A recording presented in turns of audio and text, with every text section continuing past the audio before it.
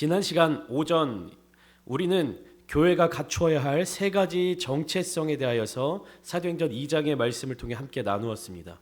교회가 갖추어야 할 세 가지 정체성이 무엇입니까?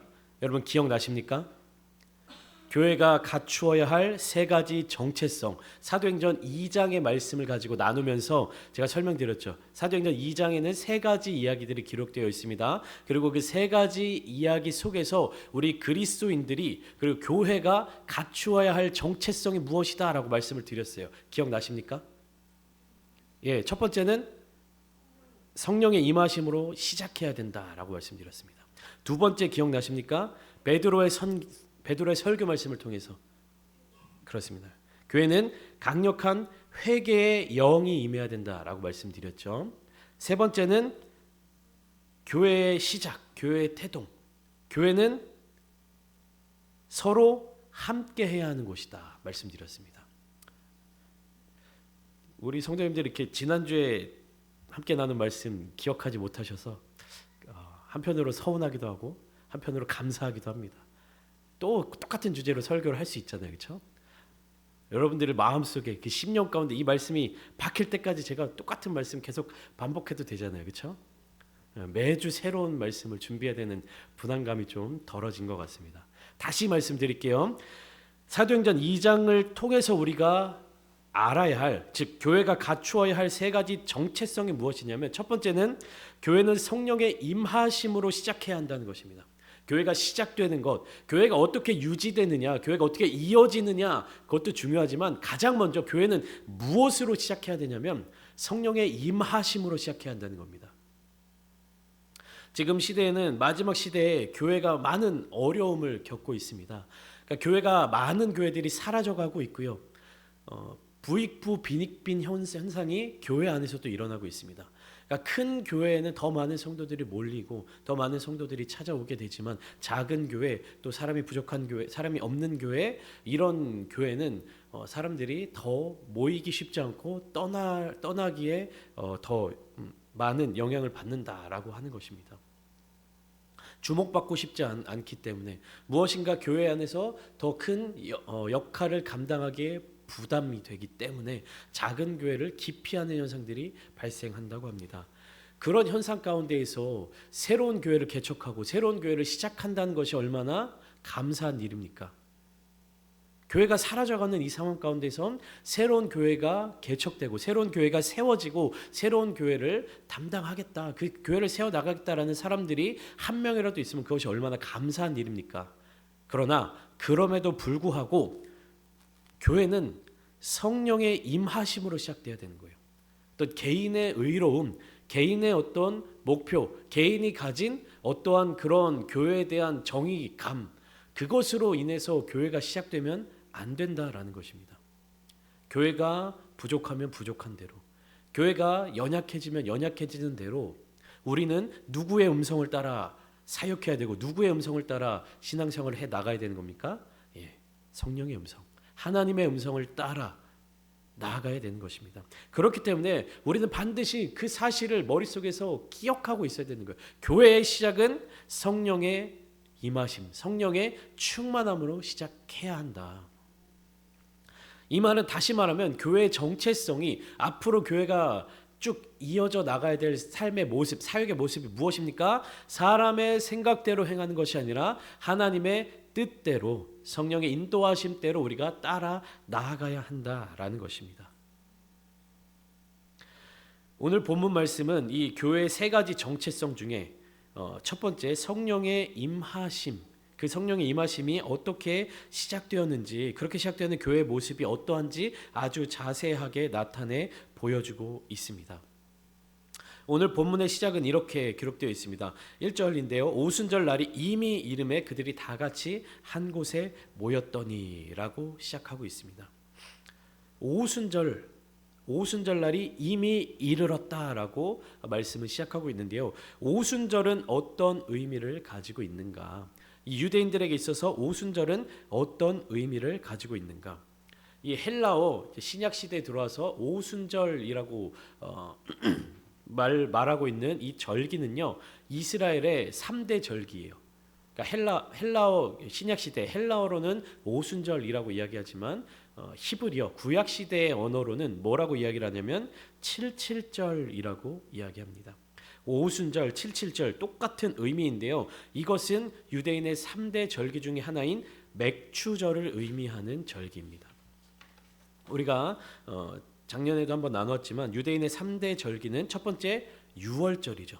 유월절은 출애굽기 애굽 땅에서 마지막 하나님께서 이스라엘 민족들을 구원해 주시는 그 10가지 기적 이야기 가운데 마지막 장자의 죽음, 그 죽음에 있어서 하나님의 말씀대로 하나님의 명령대로 순종하는 자들은 그 집은 재앙이 임하지 않고 하나님의 말씀을 순종하지 않는 집에는 재앙이 임해서 모든 처음 난 것들이 다 죽임을 당하는 그런 재앙이 일어났습니다. 그것이 애굽에 발생한 10가지 재앙 중에 마지막이죠. 그때 하나님께서 어떤 말씀하셨습니까? 어린 양의 피를 발라서 좌우 문방과 문설주에 이제 바르는 집은 하나님의 영이 심판의 영이 그 집을 넘어간다, 건너간다라고 해서 유월절입니다. 그러니까 유월절이 뭐냐면 넘어간다라는 뜻입니다. 그렇기 때문에 유월절은 이스라엘 민족에 있어서 가장 역사상 위대한 구원을 찬양하는 절기입니다. 그리고 두 번째 절기는 맥추절이고요. 세 번째 절기는 장막절입니다. 이 유대인의 3대 절기는 무엇과 연관되어 있냐면 하나님께서 이스라엘 백성들을 구원해 주신 은혜, 그리고 이스라엘 자손들이 곡식을, 열매를, 즉 농사의 어떤 수확을 거두는 기쁨과 감사를 드리는 제사에서부터 시작되었습니다. 그러니까 하나님의 구원에 감사하는 것, 그리고 하나님께서 우리를 구원해 주셨을 뿐만 아니라 우리를 버려두지 않으시고 우리를 굶어 죽게 내버려두지 않으시고 우리의 삶의 자리 가운데 열매를 거두게 하신 것에 대한 감사하는 절기들입니다. 그러면 맥추절을 왜 칠칠절, 구약시대에는 칠칠절이라고 부르고 신약에 들어서는 왜 오순절이라고 부르게 되었느냐? 이것은 날짜의 어떤 영향을 받게 된 것입니다. 칠칠절은 말 그대로 뭡니까? 우리가 구구단을 할 때 77에 몇이죠? 49, 77, 49. 그리고 오순절은 제가 사순절에 대해서 이야기할 때도 말씀드렸지만 오순 5번 반복된다. 뭐가 반복됩니까? 10번, 10가지가. 그러니까 10이라는 숫자가 5번 반복된다. 그럼 10 곱하기 5. 오순절은 며칠을 의미합니까? 50일을 의미합니다. 그러니까 77절은요. 49일. 오순절은 약 50일을 의미하는데 언제로부터 50일째 되는 날이냐라고 하면 초실절로부터입니다. 구약에 초실절이라는 절기가 있습니다. 머리가 복잡해지시죠. 절기들이 막 다양하게 나오는데 이거는 잊어버리셔도 됩니다. 초실절은 말 그대로 첫 열매를 거둔 초실절, 처음 열매를 거둔 것에 대해서 여호와 하나님께 감사를 드리는 절기였어요. 그 초실절로부터 49일이 지난, 즉 50일째 되는 날이 바로 맥추절입니다. 그래서 칠칠절, 오순절이라고 부르는 거예요. 초실절, 처음 열매를 거둔 날로부터 며칠째 되는 날, 50일째 되는 날, 49일이 지난 날, 그래서 칠칠절, 오순절이라고 이야기를 하고 있는 것입니다. 초실절은 말 그대로 첫 열매를 거둔 것에 대한 감사와 기쁨을 봉헌하는 날입니다. 그러니까 구약 시대에는 이 초실절의 첫 열매를 거두고 칠칠절이 되어서 다시 하나님 앞에 감사의 제사, 감사의 절기를 지낸 것이에요. 열매를 거두고 열매를 수확할 수 있음에. 그럼 신약에 들어서 이 오순절은 어떤 의미를 가지고 있느냐? 오순절은 마찬가지로 어떤 시기로부터 50일이 지난 날이에요. 그러니까 구약 시대에서는 어떤 날로부터 50일째 되는 날입니까? 첫 열매를 거둔 날부터. 그것을 감사한 절기로부터 50일이 지났어요. 그럼 신약에 들어서 오순절은 어떤 날로부터 50일이 지난 시기냐 하면 예수 그리스도의 부활로부터 50일이 지났어요. 예수님께서는 부활하신 후에 40일간 제자들과 함께 계셨습니다. 그리고 제자들에게 너희가 약속한 성령을 기다리라 말씀하시고 하늘로 승천하셨어요. 하늘로 승천하신 이후에 열흘이 지난 후 오순절이 되었을 때 성령님이 제자들에게 임하셨습니다. 고린도전서에서 사도 바울은 예수 그리스도에 대해서 첫 열매라고 표현하고 있습니다. 바울은 그리스도를 첫 열매다라고 이야기를 하고 있어요. 그러면 초실절이 첫 열매를 거둔 것에 대한 감사의 절기라고 말씀드렸죠. 예수 그리스도께서 부활의 첫 열매가 되셨습니다. 죽은 자들의 첫 열매가 되셨습니다. 그 첫 열매가 부활하신 지 50일째 되는 날이 오순절인 것이에요. 그날 무슨 일이 일어났습니까? 2절부터 4절까지의 말씀을 보면 이때 제자들이 모인 곳에 무슨 일이 일어나는가? 1절 말씀에 오순절 날이 이미 이름에 그들이 다 같이 한 곳에 모여 있었다. 그럼 오순절 날에 무슨 일이 있었는가? 제자들에게 무슨 일이 있었는가? 호련히 하늘로부터 급하고 강한 바람 같은 소리가 있어 그들이 앉은 온 집에 가득하며 마치 불의 혀처럼 갈라지는 것들이 그들에게 보여 각 사람 위에 하나씩 임하여 있더니. 보시면 성령에 대하여서 두 가지 감각으로 묘사되고 있습니다. 첫 번째 무엇입니까? 급하고 강한 바람 같은 소리가 그곳에 가득했습니다. 소리가 났습니다. 어떤 소리입니까? 급하고 강한 바람 같은 소리가 가득했다는 것입니다. 그리고 두 번째, 그들에게 보인 것이 있습니다. 무엇이 보였습니까? 불의 혀처럼 갈라지는 것들이 그들에게 보였습니다. 즉 그곳에 모여있던 제자들은 무엇을 경험하였냐면 그들을 둘러싸고 있는 환경의 변화를 경험한 것입니다. 소리가 들렸고요. 보였습니다. 불과 같은 것들이, 불의 혀처럼 갈라지는 것들이 보였습니다.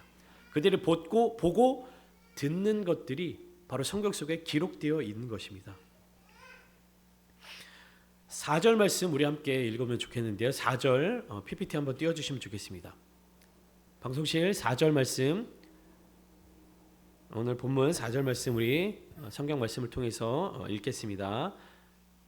시작. 그들이 다 성령의 충만함을 받고 성령이 말하게 하심을 따라 다른 언어들로 말하기를 시작하니라. 이렇게 기록되어 있어요. 자, 2절과 3절 말씀에서는 그들이 처한 환경의 변화, 상황의 변화가 나타나고 있습니다. 바람 같은 소리가 있고 불의 혀처럼 갈라지는 것들이 임하는 것을 보았습니다. 그것은 환경의 변화입니다. 주변의 변화입니다. 그런데 4절 말씀을 통해서 기록되어 있는 것은 무엇이냐 하면요, 나의 변화예요. 나의 변화. 성령의 임하심을 통해서 내가 겪은 변화에 대해서 말씀하고 있습니다. 성령의 충만함을 받고 성령이 말하게 하심을 따라 다른 언어들로 말하기를 시작하니라. 그들이 말하는데 다른 언어들로 말했어요. 근데 이 말하심은 누구의 능력에 임해서 누구의 역사하심을 통해서 말한 겁니까? 성령의 역사하심을 통해서 말하게 된 것입니다. 그러면 그들은 무엇을 말했을까? 환경이 변화되는 그 상황 가운데 그들 자신이 변화되어 말하게 되었는데, 말하기 시작하였는데 그들은 과연 무엇을 말했을까? 오늘 본문 11절 말씀입니다. 11절 말씀 중간을 보시면 이렇게 기록되어 있는데요. 우리가 다 우리의 각 언어로 하나님의 큰 일을 말함을 듣는도다라고 고백하는 장면입니다. 이 고백은 누가 이야기를 했냐면 그날이 이제 유대인의 큰 명절입니다. 3대 절기라고 말씀드렸죠. 맥추절, 오순절.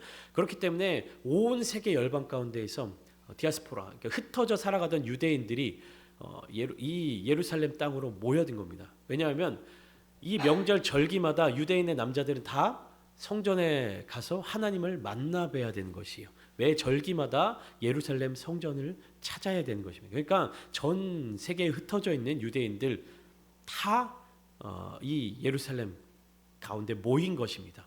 그렇기 때문에 각 나라, 이 나라, 저 나라, 이 족속, 저 족속의, 저 민족의 언어들을 사용하는 곳에서 예루살렘 한 곳으로 많은 사람들이 모였지 않습니까? 근데 그 각각 모인 사람들이 무슨 소리를 들은 거예요? 여기는 유대 땅인데 헬라어를 쓰는 헬라어라든지 혹은 히브리어가 들려야 되는 이 상황 가운데서 어떤 방언이 들리는 겁니까? 바데인과 메데인과 엘람인과 메소포타미아, 갑바도기아, 본도와 아시아, 부르기아, 밤빌리아, 애굽, 구레네, 리비아 등등 수많은 외국어들이 이 제자들의 입을 통해서 막 나타나기 시작한 거예요.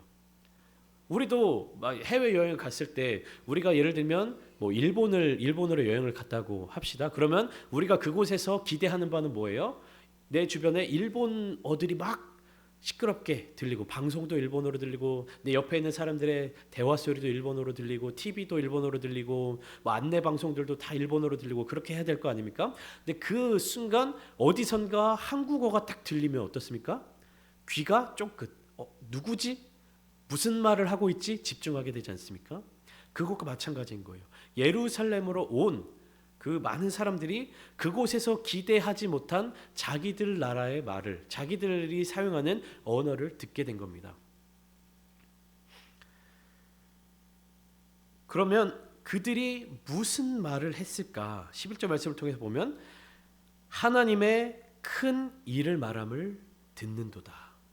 그러니까 제자들이 성령의 충만함을 받아서 각자 성령이 말하게 하심을 따라 다른 언어들로 말하기 시작했는데 그 말이 결국 어떤 말입니까? 하나님의 큰 일, 하나님이 행하신 큰 일, 하나님이 행하신 큰 역사, 그것을 말하게 된 것이에요. 제자들을 변하게 만든 것은 성령의 역사, 성령의 충만함, 즉 성령 하나님이셨습니다. 그 성령 하나님이 행하신 놀라운 일, 하나님이 행하신 큰 일을 고백하게 만들었습니다. 하나님이 행하신 큰 일이 무엇입니까? 오늘 오후 예배 때도 자세하게 나누겠지만 예수 그리스도를 통한 온 인류, 온 민족들을 향한 하나님의 구원 역사, 그것이 하나님의 큰 일입니다. 그러니까 제자들은 성령 충만함을 받아서 각기 다른 언어로 무엇을 외쳤던 것입니까? 예수 그리스도의 십자가의 죽음과 부활, 그리고 그것으로 말미암아 하나님의 구원 계획, 구원 역사하심이 어떻게 우리들 가운데 임하였는지를 선포하고 외친 것입니다. 부활의 증인이 된 것입니다. 그럼 우리는 두 번째 질문을 할 수 있습니다. 성령은 누구신가? 성령이 누구시기에 성령의 말하게 하심을 따라 성령 충만함을 받아 제자들이 이렇게 변화되었는가? 성령은 하나님이십니다. 성령은 하나님이세요. 다른 하나님이 아니라 한 분 하나님이십니다. 우리는 그것을 삼위일체 하나님이라고 고백하고 있습니다. 삼위일체는 설명할 수 없어요. 이것은 이론이 아니기 때문에. 그럼 우리가 농담 삼아 그런 말을 합니다. 어떤 교회에서 삼위일체 하나님에 대해서 정확하게 설명할 수 있는 교회가 있다면 거기는 이단이다. 여러분, 삼위일체를 이해할 수 있으세요? 성부와 성자와 성령 하나님이 각각 계신데 그 하나님은 모두 한 분이래요. 이해가 되십니까? 그러니까 삼위일체에 대해서 우리의 이해를 돕기 위해 설명하는 다양한 방법들이 있어요. 근데 그것은 삼위일체 하나님에 대해서 완전하게 설명해 줄 수가 없어요. 예를 들면 이거예요. 물을 이제 삼위일체 하나님에 대해서 비유합니다. 물이라는 이게 요소가 있습니다. 이 물이 상온에 있을 때는 어떻습니까? 액체로서 존재하고 있죠. 근데 이것이 영하의 온도로 기온으로 내려가면 어떻게 됩니까? 얼게 되어서 얼음이 되죠. 물이었던 것이 얼음이 됩니다. 그것이 100도 이상 끓게 되면 무엇으로 또 바뀝니까? 수증기로 바뀌게 돼요. 그렇기 때문에 상온에 있을 때는 물과 같이, 그다음에 영하의 온도에 있을 때는 얼음으로 바뀌고, 또 100도 이상 끓게 되면 수증기가 된다. 이것을 삼위일체 하나님으로 비유합니다. 근데 그것은 정확한 비유는 아니에요. 우리의 이해를 돕는 하나의 방법인 것이죠. 또 이러한 비유가 있습니다. 저라는 한 사람이 여기 위에서 강대상에서 강단 위에서 말씀을 전할 때는 누구입니까? 목사입니다. 근데 제가 집에 들어가서 제 아내에게 있어서는 어떤 역할입니까? 남편이고, 제 아들에게 있어서는 아버지. 위치에 따라서 그 역할이 바뀌죠. 또 저희 부모님 아래에서는 제가 누굽니까? 아들로서의 역할을 감당하죠. 이것을 통해서 삼위일체 하나님의 어떤 요소에 대해서 설명하려고 노력은 합니다. 그런데 이것도 마찬가지로 완전하게 설명될 수 없어요. 삼위일체는 이론이 아니고 믿음의 영역이기 때문에 이것은 우리가 어떻게 설명할 수도 없고 이해할 수도 없습니다. 이것은 믿음의 영역으로 나아가야 되는 것이에요. 네가 나한테 설명을 잘해주면 내가 그걸 이해하고 믿어볼게. 이것이 아니에요. 성령님의 우리 마음 가운데 오시도록 우리 마음 문을 열고 간구함으로 성령님이 우리 마음 가운데 충만하게 임하실 때 우리는 그것을 믿을 수 있고 받아들일 수 있게 되는 것입니다. 삼위일체에 대한 명확한 정의가 성경에 나타나고 있지는 않지만 그렇지만 초대교회 때부터 전통적으로 내려오는 신앙의 기초이자 전승입니다. 그러니까 예수 그리스도께서 아버지 하나님과 동일한 하나님이시다, 동일한 본질이시다라는 것이 우리의 믿음 가운데 있지 않습니까? 마찬가지로 성령 하나님도 하나님과 성부 하나님과 동일한 본질을 갖고 계신다. 이것이 바로 삼위일체 하나님에 대한 믿음입니다. 그렇기 때문에 성령은 곧 하나님이시기 때문에 창세 전부터 하나님과 함께 계셨습니다. 그래서 구약 성경을 살펴보면 구약 시대 때에는 성령 혹은 하나님의 영 혹은 여호와의 영 등의 이름으로 불렸습니다. 그러니까 오순절날 성령이 임하신 이후부터 성령님이 이 땅 가운데 오신 것이 아니라 예수님 시대 때에도 그리고 예수님 이전의 시대 때에도 성령 하나님은 함께 하셨습니다. 창세기 1장 1절 너무나도 유명한 말씀이죠. 태초에 하나님이 천지를 창조하시니라. 그 다음 절이 창세기 1장 2절 말씀인데요. 이렇게 기록되어 있습니다. 땅이 혼돈하고 공허하며 흑암이 깊음 위에 있고 하나님의 영은 수면 위에 운행하시니라. 하나님의 영이 그때부터 계셨던 것이에요. 창조의 시기 때부터. 요한복음 1장 1절도 말씀하죠. 태초에 말씀이 계시니라. 이 말씀이 하나님과 함께 계셨으니 이 말씀이 곧 하나님이시라. 그 말씀이 누구십니까? 예수님이시죠. 그러니까 태초에 천지를 창조하신 성부 하나님과 말씀이신 성자 예수님과 하나님의 영이신 성령 하나님이 다 함께 계셨다라는 것입니다. 그리고 창세기 1장 26절 보시면 이렇게 기록되어 있죠. 하나님이 이르시되 우리의 형상을 따라 우리의 모양대로 우리가 사람을 만들고 그들로 바다의 물고기와 하늘의 새와 가축과 온 땅과 땅에 기는 모든 것을 다스리게 하자 하시고, 여기서 뭐라고 말씀하십니까? 하나님이 우리가 우리의 형상을 따라 우리의 형상을 따라 사람을 창조하셨는데, 만약에 하나님께서 각기 다른 존재이시고 각기 다른 본질을 갖고 계시고 각기 다른 형상을 갖고 계시면 어떻게 사람을 하나님의 형상으로 창조할 수 있습니까? 사람이 하나님의 형상대로 우리의 형상대로 창조되었다는 것은 그 우리가 하나라는 것이에요. 한 형상을 지니셨다는 것입니다. 그렇기 때문에 우리의 형상을 따라 사람을 창조하실 수 있었던 것입니다. 예수 그리스도께서 완전하신 하나님이셨던 것처럼 보혜사 성령님도 완전하신 하나님이시다. 그렇다면 성령을 우리는 어떻게 받을 수 있을까? 다시 말해 성령 하나님을 어떻게 우리 가운데 모실 수 있을까? 가장 중요한 것은 무엇이냐면 성령을 주시는 분이 누구신지를 알아야 합니다. 그리고 그 주시는 분의 기준이 무엇인지를 깨달아야 되는 것이에요. 성령은 누가 주십니까? 하나님이 주십니다. 예수님 이전에는 성령을 주시는 기준이 명확히 정해져 있지 않았습니다. 하나님께서 성령을 보내주시는 그 기준이 정확하지 않았어요. 구약에서 하나님의 영에 감동된 사람들은 많이 나타났지만 어떻게 해야 하나님의 영이 임하시는지, 어떻게 해야 하나님의 영을 받을 수 있는지에 대한 기준이 명확하게 기록되어 있지 않아요. 전적으로 하나님의 뜻과 의지에 달려 있었습니다.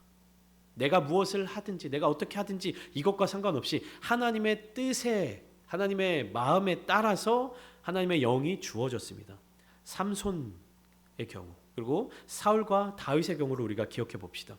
삼손은 그가 성장하고 딱 사사의 길로 딱 들어서게 될 때 이렇게 성경 말씀을 설명하고 있어요. 사사기 13장 25절 말씀인데 여호와의 영이 그를 움직이기 시작했다라고 기록되어 있습니다. 삼손이 사사로서의 일을 시작할 때 여호와의 영이 그를 움직이기 시작했다라는 말로 그의 사역이 시작되고 있습니다. 그리고 젊은 사자를 만났을 때, 삼손이 사자를 마주쳤을 때 어떻게 해서 사자를 잡고 사자를 이길 수 있었습니까? 여호와의 영이 삼손에게 강하게 임하니라고 성경은 기록하고 있습니다. 그리고 블레셋 사람 30명을 죽일 때 성경은 이렇게 설명하고 있습니다. 여호와의 영이 삼손에게 갑자기 임하시매. 그리고 블레셋 사람들과 나귀 턱뼈를 들고 1000명을 쳐 죽였을 때 그때도 성경은 이렇게 설명하고 있습니다. 여호와의 영이 삼손에게 갑자기 임하시매. 하나님의 영이 어느 순간 갑자기 임하게 되는 것이고요. 하나님의 영이 강하게 임하게 되는 것이고, 그 기준은 무엇입니까? 삼손이 하나님의 영을 달라고 구했습니까? 기도했습니까? 아니죠. 하나님이 그 순간 부어주셨기 때문에 받았던 것입니다. 이스라엘의 첫 번째 왕 사울 어떻습니까? 기름을 부은 사무엘에게 기름 부음을 받은 후에 여호와의 영이 크게 임하였다라고 성경은 말하고 있습니다.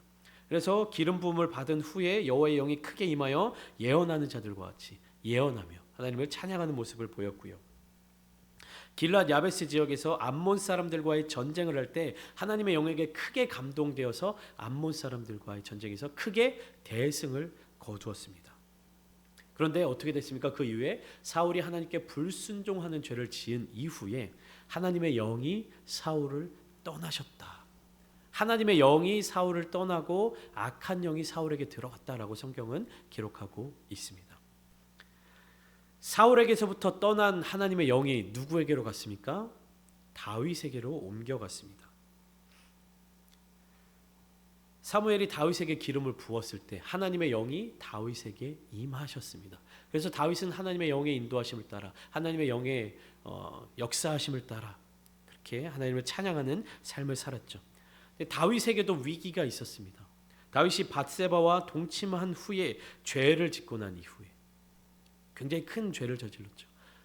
자신의 어떤 육체 정욕을 위하여서 가장 충직한 신하를 죽이고 그의 아내를 취한 죄를 범하였을 때 그가 정말로 눈물로 회개하며 고백했던 시편 51편에 이렇게 11절 말씀은 이렇게 기록되어 있습니다. 자막은 없습니다. 제가 읽어드리겠습니다. 나를 주 앞에서 쫓아내지 마시며 주의 성령을 내게서 거두지 마소서. 다윗이 이렇게 기도했습니다. 주의 성령을 내게서 거두지 마소서. 주의 성령이 나를 떠나시지 마옵소서라고 기도했습니다. 그러니까 하나님의 영, 성령은요 구약 시대에도 여전히 하나님의 사람에게 함께 임하시고 역사하셨습니다. 그러면 우리는 성령을 어떻게 받는가? 감사한 일은요, 신약 시대 이후에 예수님의 부활 승천 이후에 우리는 성령을 받을 수 있는 방법을 알게 되었습니다. 그 이전에는 전적으로 하나님의 뜻에 의해서 성령이 주어졌다면 예수님의 부활 승천하신 이후에는 그것이 우리에게 선물로 주어졌습니다. 예수님이 알려주시는 성령을 받는 방법 첫 번째, 누가복음 11장 13절을 우리 함께 보시겠습니다. 자막 띄워주시면 함께 한 목소리로 읽어보겠습니다. 시작. 너희가 악할지라도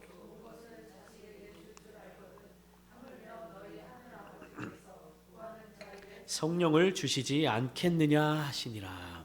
하나님이 아버지가 되셨습니다. 그 아버지께서 자식에게, 자녀에게 선물로 주시는데 누구에게 성령을 주십니까? 자막이 사라졌네요. 구하는 자에게 성령을 주시겠다. 이 말씀을 힌트를 주신 거예요. 그리고 두 번째, 요한복음 16장 7절 말씀입니다. 이 말씀도 함께 읽겠습니다. 시작. 그러나 내가 너희에게 실상을 말하노니 내가 떠나가는 것이 너희에게 유익이라. 내가 떠나가지 아니하면 보혜사가 너희에게로 오시지 아니할 것이요 가면 내가 그를 너희에게로 보내리니. 예수님이 이렇게 말씀하십니다. 요한복음을 통해서 예수님은 계속해서 내가 떠나가야 보혜사 성령님을 너희에게 보내줄 수 있다. 내가 떠나서 아버지께로 가서 아버지께 간구해야 아버지께서 보혜사 성령님을 너희에게 보내주실 수 있다. 이렇게 말씀하시는 겁니다. 그럼 여기 이 힌트를 통해서 우리가 성령을 받을 수 있는 방법은 결국에 무엇입니까? 첫 번째, 하나님 아버지께 구해야 됩니다. 성령을 주시는 분은 하나님이시기 때문에 아버지는 구하는 자에게 성령을 주십니다. 그러니까 예수님이 성령을 주시는 분이 아니라 예수님은 하나님께 간구하여 성령을 보내주시도록 요청하는 분이십니다.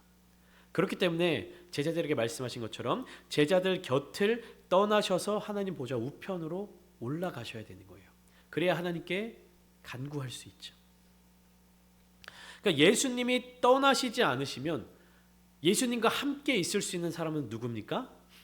예수님이 육신의 몸을 입고 계신 그 자리, 그 장소 가운데 함께 머무는 사람들, 제자들, 주님 곁에 있는 사람들, 그렇게 한정적으로 예수님과 함께 있을 수밖에 없습니다.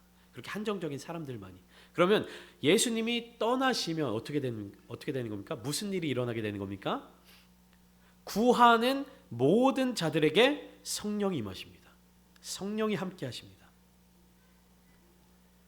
성자 하나님이신 예수님, 그리고 성령 하나님이신 보혜사, 모두 하나님의 계획과 뜻과 역사를 우리에게 알려주시고 이끌어주시는 거예요. 성령은 하나님이십니다. 그러니까 구약 시대의 하나님은 굉장히 거룩하고 어려운 존재였습니다. 함부로 만날 수 없고요, 함부로 다가갈 수 없고, 함부로 함께 있을 수 없는 존재였어요. 그런데 그 하나님께서 인간의 몸을 입고 이 땅에 오신 분이 누구십니까? 예수님. 예수님은 사람들과 함께 계셨습니다. 제자들과 함께 하셨습니다. 무리들을 어루만져 주셨습니다. 병든 자들, 아픈 자들, 귀신 들린 자들 만져주셨습니다. 그 예수님이 다시 하늘로 올라가신 이후에 우리에게 성령을 부어주시면 어떤 일이 일어나는 겁니까? 그 하나님께서 모든 구하는 자들에게 찾아와 주시는 겁니다. 함께 계시는 겁니다. 떠나지 않으시는 겁니다.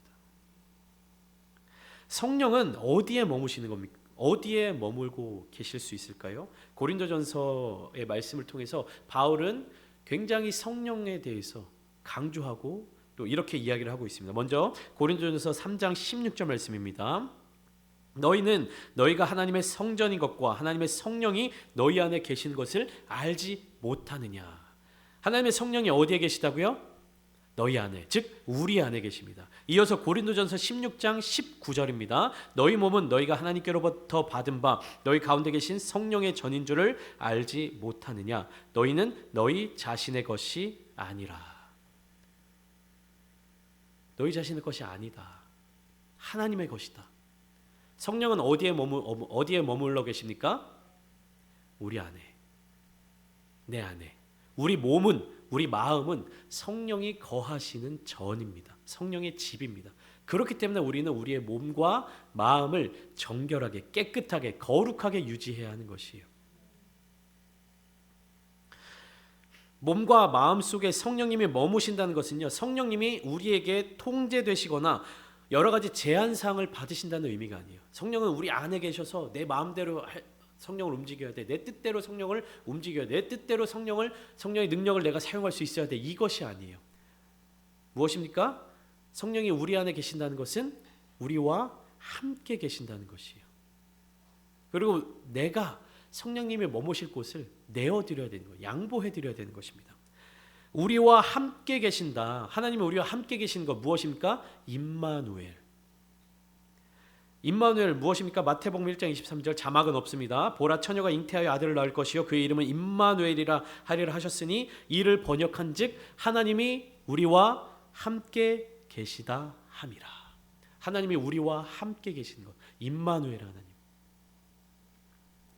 예수 그리스도의 탄생이 하나님이 우리와 함께 하신다는 그 메시지인 것처럼 성령 충만함도 하나님이 함께 하신다는 말씀입니다. 성부 하나님, 성자 하나님, 성령 하나님은 언제나 하나이신 하나님이십니다. 그 삼위일체 하나님, 그 하나님을 우리 안에 모시며 살아가는 것, 성령 하나님을 우리 가운데 모시며 살아간다는 것은 예수님을 우리 마음 가운데 모시며 살아간다는 것과 똑같습니다. 성부 하나님을 우리 마음 가운데 모시며 살아간다는 것과 똑같습니다. 우리는 이 하나님의 인도하심, 성령의 인도하심을 받음으로 말미암아 소망을 가질 수 있는 것입니다. 우리 안에 하나님이 안 계시다면, 우리 안에 성령이 계시지 않다면 우리는 소망이 없는 사람들입니다. 그러나 하나님이 우리 안에 성령을 부어주심으로, 성령을 충만케 하심으로, 성령으로 채워주심으로 우리는 소망을 얻게 되었습니다. 내 안에 나로 가득 차 있고, 내 안에 다른 것으로 가득 차 있고, 욕심으로 가득 차 있고, 정욕으로 가득 차 있고, 어떠한 것으로 채우려고 하더라도 우리는 우리 마음을 채울 수 없습니다. 소망이 없습니다. 그러나 우리의 모든 것들을 내려놓고 나의 나된 것들 다 비우고 이 안에 성령으로 채우면 우리는 소망을 가질 수 있게 되는 것입니다. 고린도전서 2장 10절과 11절 말씀을 이렇게 기록합니다. 오직 하나님이 성령으로 이것을 우리에게 보이셨으니 성령은 모든 것 곧 하나님의 깊은 것까지도 통달하시느니라. 사람의 일을 사람의 속에 있는 영 외에 누가 알리오? 이와 같이 하나님의 일도 하나님의 영 외에는 아무도 알지 못하느니라. 하나님의 영은 무엇을 알려주십니까? 하나님의 일, 하나님의 뜻을 알려주십니다. 사람 속에 사람의 영이 있으면 사람의 일을 알게 되는 것이에요. 그런데 우리 가운데 하나님의 영이 계시면 우리는 무엇을 알 수 있는 것입니까? 하나님의 일을 알 수 있게 되는 것입니다. 하나님의 마음을 알 수 있게 되는 것입니다. 하나님의 뜻을 알 수 있게 되는 것입니다. 그렇게 우리는 소망을 가질 수 있는 것이에요. 성령은 우리에게 보여주십니다. 우리에게 알려주십니다. 우리를 가르쳐 주십니다. 그리고 우리의 연약함을 도와주십니다. 우리가 기도하지 못할 때 우리를 위하여서 친히 하나님께 간구하시는 분이 성령님이십니다. 그렇게 우리는 성령 충만해야 됩니다. 그리스도인들은 성령 충만해야 됩니다. 교회는 성령 충만해야 됩니다. 그리스도인은 그 안에 성령을 모시며 살아가야 합니다. 사도 바울은 로마서 8장을 통해서 너희 속에 그리스도의 영이 없으면 그리스도의 사람이 아니다라고 분명하게 이야기를 하고 있습니다. 여러분 안에 성령이 계십니까? 성령이 머물고 계십니까? 성령이 여러분들에게 말씀하고 계십니까? 우리 교회 안에는 날마다 성령님께서 역사하고 계십니까? 성령님이 편안하게 이곳에 머물고 계십니까? 우리는 성령의 역사를 사모하며 순종해야 합니다. 내 안에 나의 생각, 나의 영을 내려놓고 이 가운데 성령을 모셔야 하는 것입니다. 성령의 뜻대로 행해야 하는 것입니다. 내가 성령을 움직이는 것이 아니라 성령님께서 나를 움직이시는 삶을 살아내는 부천창덕교회 모든 성도님들이 다 되시기를 축원합니다. 이번 한 주간도 성령의 음성을 따라서 성령이 우리를 인도하시는 그 길을 향하여서 그 은혜를 사모하며 그 은혜를 충만하게 누리시기를 예수님의 이름으로 축원드립니다.